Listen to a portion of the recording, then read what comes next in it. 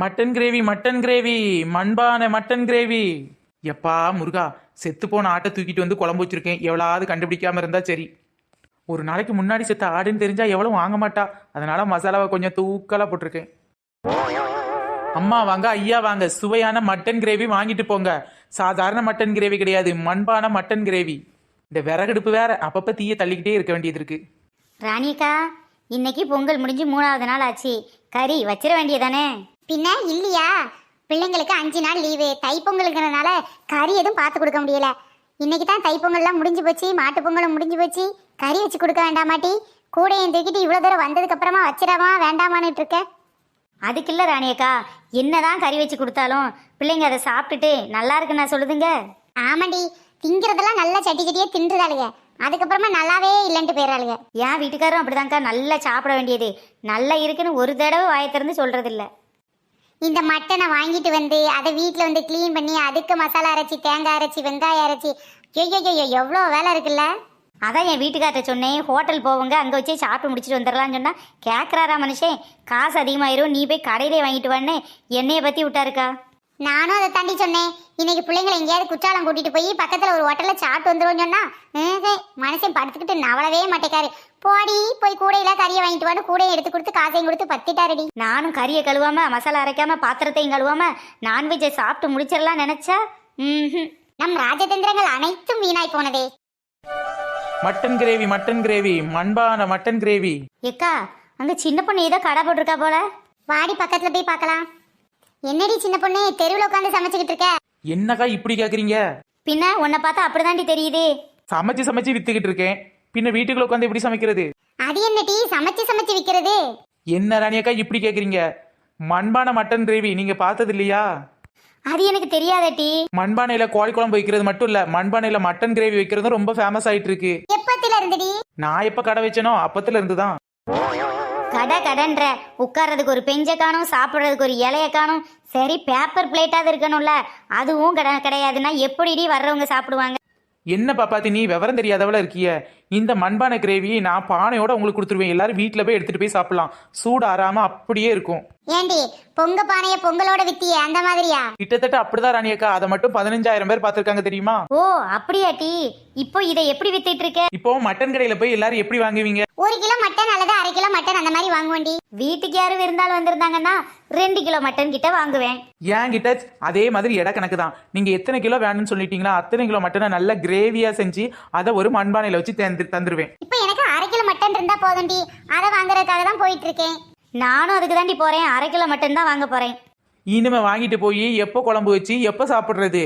ஆமாண்டி, அதைத்தான் நாங்களும் பேசிக்கிட்டு வரோம். இந்த மட்டன் குழம்பு வைக்கிறதுக்குள்ள தவிச்சு போகுது. நம்ம கடையில 1/2 கிலோ மண்பானை மட்டன் இருக்கு, வாங்கிட்டு போனீங்கன்னா இப்போ உடனே அப்படியே சாப்பிடலாம். ஓ சாப்பாடாவே விக்கிறியா? இல்லக்கா, சாப்பாடுலாம் நம்ம கடையில விக்கிறது கிடையாது. மட்டன் குழம்பு மட்டும்தான் வித்துட்டு இருக்கோம். சாதம் நீங்க வீட்டுல செஞ்சு இதோட மிக்ஸ் பண்ணி சாப்பிட்டீங்கன்னா சும்மா டேஸ்ட் பிச்சுக்கும் பிச்சுக்கும் பிச்சுக்கும். மட்டனை மட்டும் செஞ்சிருக்கேடி, அப்படியே சேர்த்து சாதத்தையும் செஞ்சு வச்சிருந்தா எங்களுக்கு எவ்வளவு வேலை மிச்சம். மண்பானையில மட்டன் குழம்பு செய்யறதே பெரிய விஷயமா இருக்கு. சரிடி, இப்போ 1/2 கிலோ மட்டன் செஞ்சு வித்தனா என்ன ரேட்டு கொடுப்ப? 1/2 கிலோ மட்டனுக்கு 550 ரூபா. என்னடி அநியாய ரேட்டா இருக்கு? கடையிலேயே 1/2 கிலோ மட்டன் 400 ரூபா தானே? இது நல்லா இருக்கேக்கா கதை. கடையில 400 ரூபாய்க்கு வாங்கிட்டு போய் பச்சைக்கறி அப்படியே திம்பிங்க. இருந்தாலும் கொஞ்சம் ரேட்டு கூட்டினா பரவாயில்ல, 150 ரூபாயில எக்ஸ்ட்ரா சொல்ற. மண்பானை மட்டன் குழம்புங்கிறது உங்களுக்கு அந்த பானையோட தந்துருவோம். இப்போ பக்கெட் பிரியாணி எல்லாம் வாங்கினா பக்கெட்டோட தர்றதில்ல, அத மாதிரி. ஓ அப்ப பானை எங்களுக்கு தானா? வாவ், பார்க்கறதுக்கு ரொம்ப அழகாவும் இருக்கு, அட்ராக்டிவாவும் இருக்கு. வாங்கிட்டு மட்டும் போய் வீட்டில் சாப்பிட்டீங்களோ அப்படியே சும்மா அசந்துருவீங்க அசந்து. சரிடி, பானைக்கு ஒரு 50 ரூபா போட்டுக்கிட்டாலுமே 450 ரூபா தானே வரணும். பச்சைக்கறியாக இருக்கிறது குழம்பாக்க வேண்டாமா? மசாலா போடணும், உப்பு போடணும், தண்ணி ஊற்றணும், அப்புறம் தீ தள்ளணும், அதுக்கு விறகு போடணும், உட்காந்து வேலை பார்க்குற எனக்கு சம்பளம் கிடைக்கணும். இதெல்லாம் ஒரு 150 ரூபாயில் அடங்காதாக்கா? நியாயமாக நான் அதை 600 ரூபாய்க்கு விற்கணும். தெரிஞ்சவங்க அப்படிங்கிறனால உங்களுக்கு 550 ரூபான்னு சொல்லியிருக்கேன். ஏன்டி ஒரு 50 ரூபாயை குறையேன்டி? 50 ரூபாயை கூட்ட வேணா செய்யலாம், 5 பைசா கூட குறைக்க முடியாது.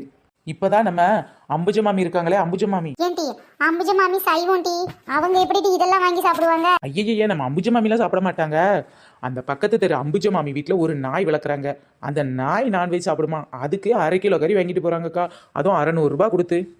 நாயே 1/2 கிலோ கறி சாப்பிடுது.